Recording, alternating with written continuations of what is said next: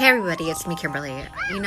For the last couple weeks, I've been really... Hey everybody, I just wanted to say that I wanted to share something with you that's very important to me.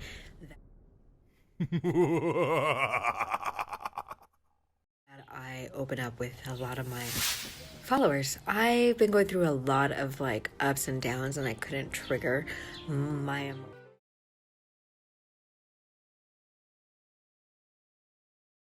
Why? Well, almost 5 years ago, my step-grandmother, Judy, committed suicide.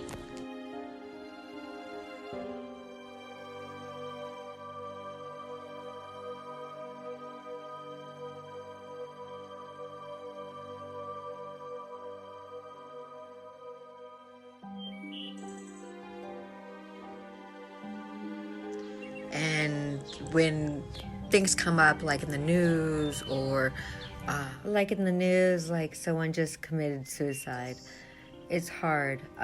When Kate Spades did last year, it broke my heart. I was miserable. I even called one of my dearest friends and, told him all about it. And my situation, mine was a cry out for help. But I didn't know it at the time, because at the time I really did want to die. I was scared, I was alone, and I felt like that the last few days. I've been scared, I've been alone, but I know I'm stronger today than I was back then.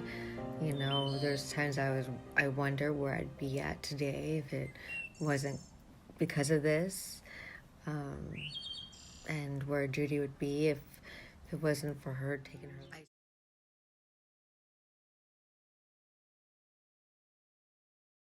See something or it triggers. And lately it's been butterflies, because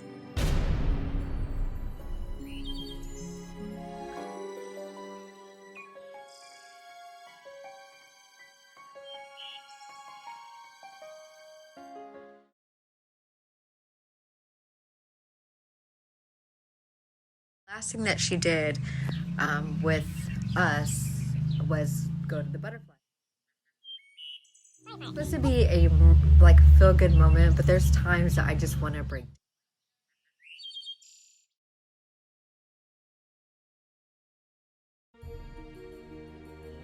Because I went through a very big tragedy.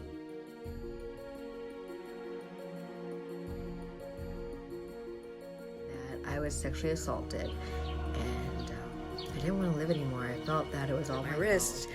You'll see that I have a huge scar.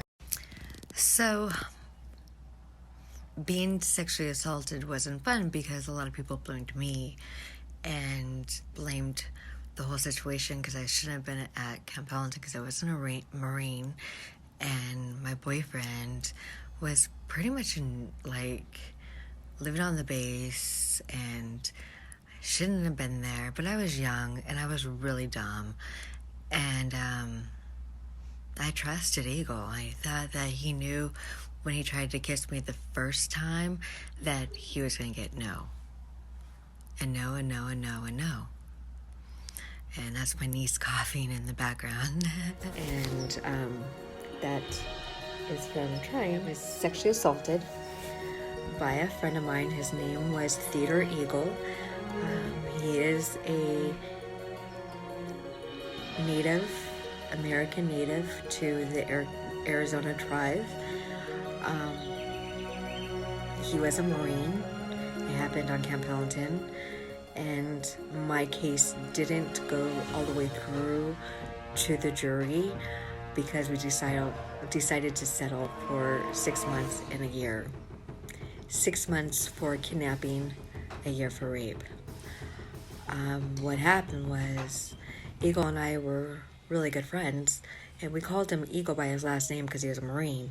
And my boyfriend at the time was Chris, and they shared a room together because Chris got in trouble. Out with them and being part of the family of the Marines, the boys and oorah and all that stuff. And it was the hardest thing was going to parties with other Marines who knew that I knew the person, but they didn't know it was me.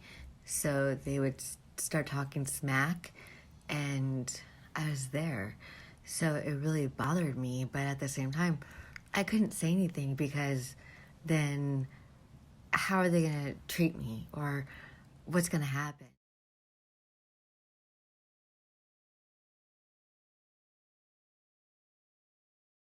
And I think that's another reason why I'm such a, like, sort of a homebody sometimes, and I don't go to parties now and stuff because it's just, it's a bad feeling that I get, you know?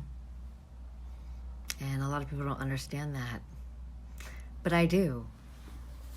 And it's hard to share that until they get the story, you know, my life right here on YouTube. Chris, in my relationship, Ego tried kissing and stayed with him, and I think I had one beer, but I wasn't drunk at the time, and making a lot of noise, woke up also their other roommate, Sean, and he came over to me, and he nudged Chris, asking Chris, Kimberly's a little, up, can she go with me to look for my glasses? And Chris is like, no, I'll go. And you're like, nah, dude, man, just go back to sleep. You have, duty tomorrow. And,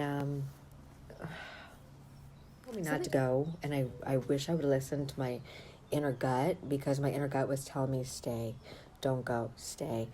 And, I went to his buddy's room with him, but the door was locked. So the window is cracked. So he broke into the window and climbed through it. Not broke it, but took off the screen and went through it, and then unlocked the door. And as I was coming in, he grabbed, tried kissing me and stuff. And I really don't want to go into too much detail because it will bring flashbacks and memories and stuff like that. But it was just really graphic. I didn't read for 2 days. I also had a cut, and I have major scars and stuff on my forehead area, and that is to do to being thrown against a brick wall and having my head bust open. It's just, it was really harsh. So past my story, going through court and having the military judge you, and something told me not to go, and I wish I would listen to my inner gut, because my inner gut was telling me, stay, don't go, stay. And I went to his buddy's room with him, but the door was locked. So the window is cracked. So he broke into the window and climbed through it. Not broke it, but took off the screen and went through it, and then unlocked the door. Of course, being a female and having Marines get to ask me questions, because they're on the jury. They're not going to be people who are my peers. They're going to be his peers, his Marines, that get to decide his fate.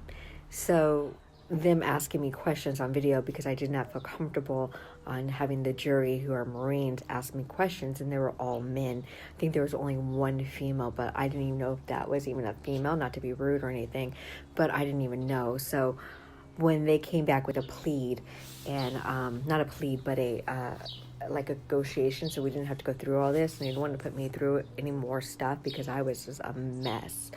And they just wanted to give him a lighter sentence, which I didn't want to go through all that. I didn't want to put my family through all that. I didn't, because I'm a Wagner. Having people who are in the movie business and who are in TV business, I didn't really want to affect them.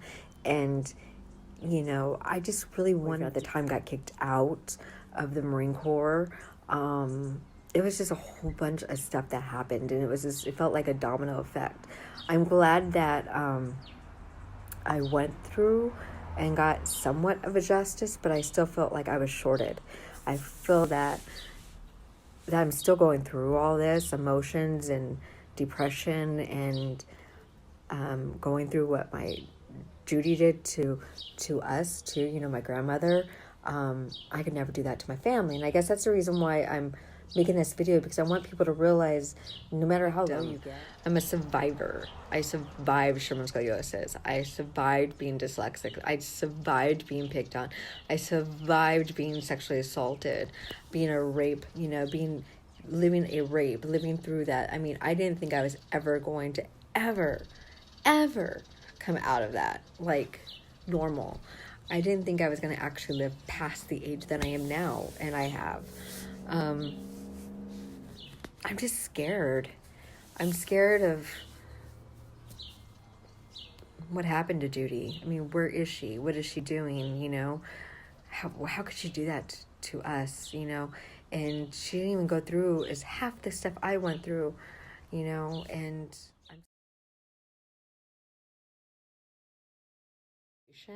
and when I'm crying, just don't ask me what's going on or what I'm doing, because I'm going through something and I can't express the way that I'm feeling at that moment because I'm just angry and I'm hurt and I've been crying a lot, and now I understand why. And I wish Judy would have came to us. Like, I've gone out of my way to get help and to reach out, and it's hard because at times you don't know how people are going to treat you when you tell them, yeah, I'm an antidepressant, have my ups, I have my downs, I don't know where I'm going to be tomorrow, if I'm going to be in a good mood or a bad mood or sad.